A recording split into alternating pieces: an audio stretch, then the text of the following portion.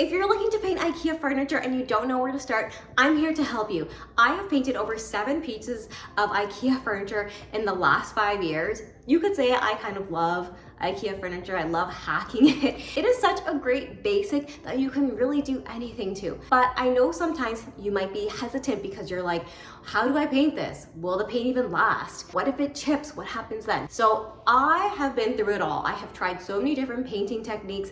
I have got tons of tips to help you paint your next IKEA piece. So the first thing we need to understand is what type of IKEA furniture are we looking to paint, and is it even possible to paint all these? There are so many different types of IKEA furniture, but the ones that I'm sure you are looking to paint are probably made out of something called laminate. And if you want to check, you can just go to the IKEA website and look at the materials that it's made from. So laminate is like a smooth surface. It's probably what your kitchen cabinets are made out of. A lot of the popular IKEA series, like the Billy bookcases, any of the Hemnes furniture, Alex drawers, even the kitchen cabinets, the section IKEA cabinets for the kitchen, those are all made out of laminate. IKEA furniture is really easy to make over, and that's one of the reasons why it has become so popular that people love to paint IKEA furniture. You can get really inexpensive pieces on Marketplace or even find them on the curb.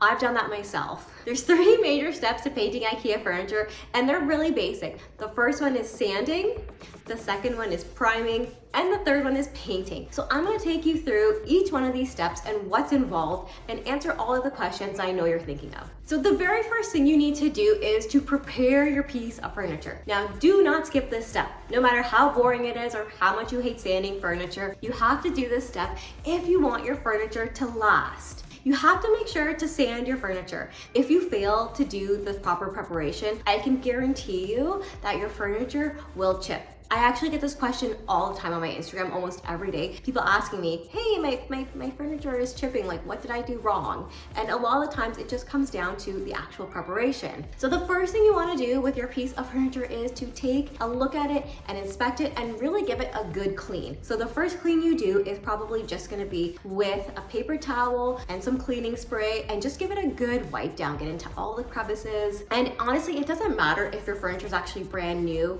or if it's used.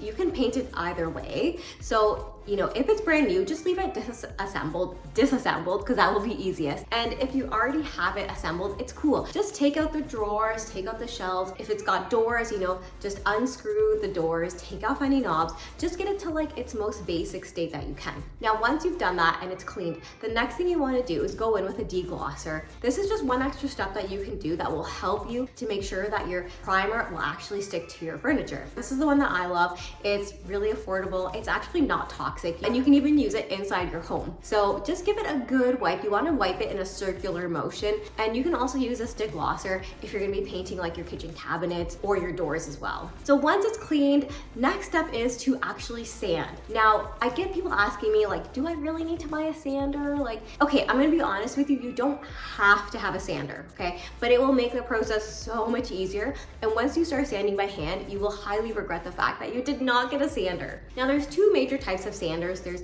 an orbital sander, which has a round surface, and a mouse sander, which has this kind of pointy edge that you can get into all the crevices. I personally prefer the mouse sander, especially if your furniture is already assembled. The orbital sander, because it's round, it just can't get into any of the crevices. So once you've got your mouse sander, take a P60 grit sandpaper. You want something really gritty, okay? With sandpaper, the lower the number, actually, the more gritty it is. And you're gonna start sanding all the surfaces that you want to paint. You don't need to sand the inside if you're not going to be painting it, right? So start by sanding and give it a really good sand. Now, when I say really good sand, I'm not talking about taking off the entire top layer. You want to rough it up, right? So when you layer your hand over it, does it feel rough? Because if it's rough, that's what's going to help the primer actually stick to it. So give it a really good sand, all the different surfaces. Make sure that it is nice and rough. Once it's all roughened up, take a tack cloth or take a baby wipe and give it a really good wipe down. You want to get all like the remnants of the sanding, like all those little bits, off of your furniture, because if you leave them there,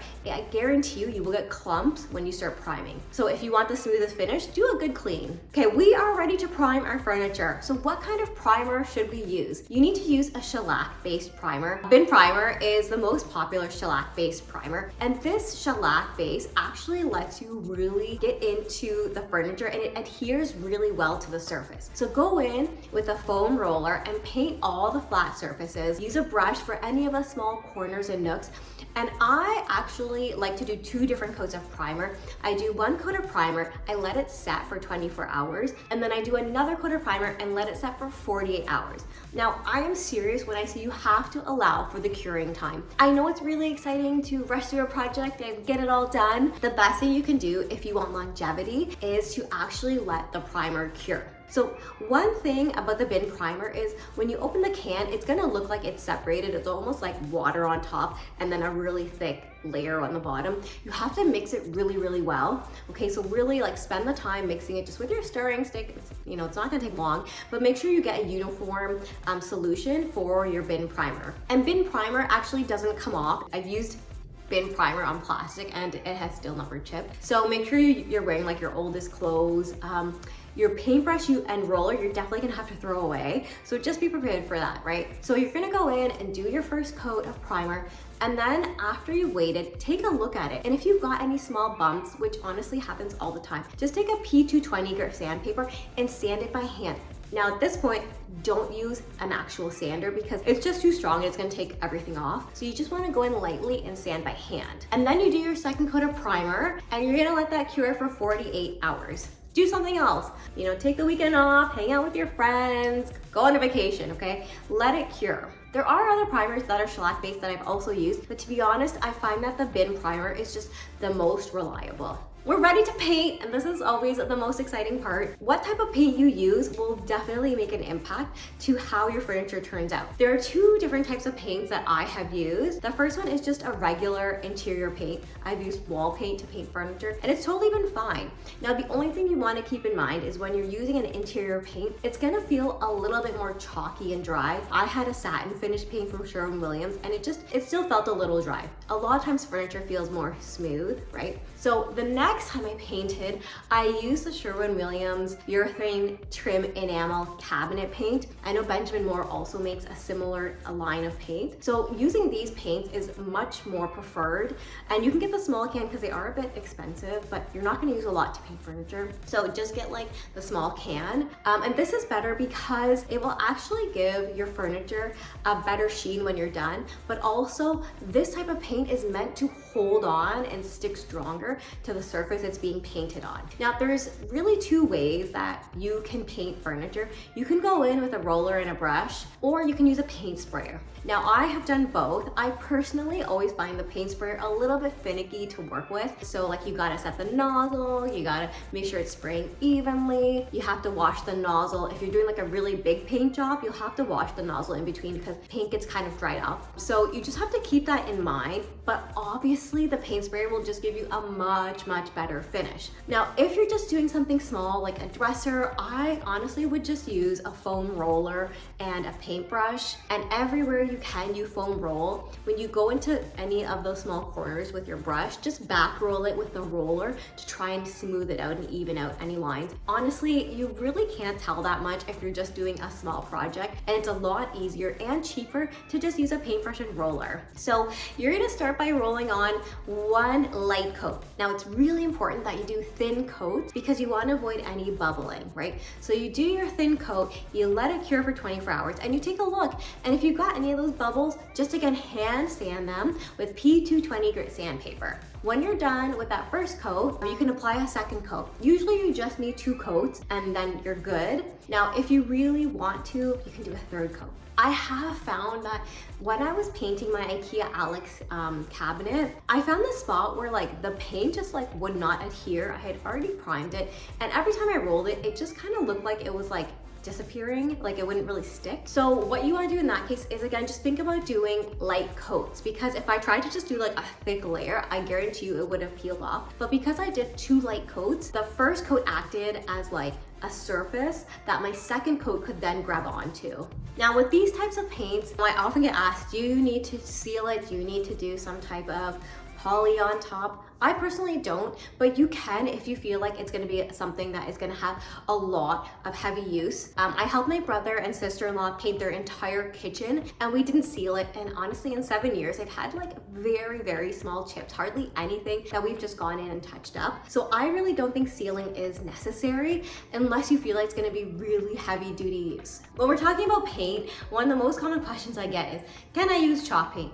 Now, chalk paint was really popular like 6 years ago, and a lot of people were using it to paint furniture, but I think a lot of people realize it's actually not that durable. It's not going to stand the test of time. So I never recommend chalk paint. Okay, I really think you need to do the proper steps of priming, sanding, and painting. You can't just go in with chalk paint because it'll just peel off. So if you're watching this video because your paint has actually chipped and you're like, oh, like, is there an easy way for me to correct this? I'm gonna say probably not. So you probably have to start all the way back at the basics of sanding, priming, and painting. Now, if you actually did some prep work, but maybe you didn't use the right primer, just try priming it and see if after you prime it, do this scratch test and see if the primer sticks after it's cured. If it does, then you might be good to just, go ahead and paint on top of that. But if you never sand it, you definitely have to start back at the beginning and sand it. So after you've painted it, you've got a beautiful piece of IKEA furniture that you absolutely love. Go ahead and change out the hardware because, we gotta make it sparkle too. If you love this tutorial and you love IKEA hacks, make sure to give me a like and subscribe, and I'll see you next time when we'll talk more about design and DIY.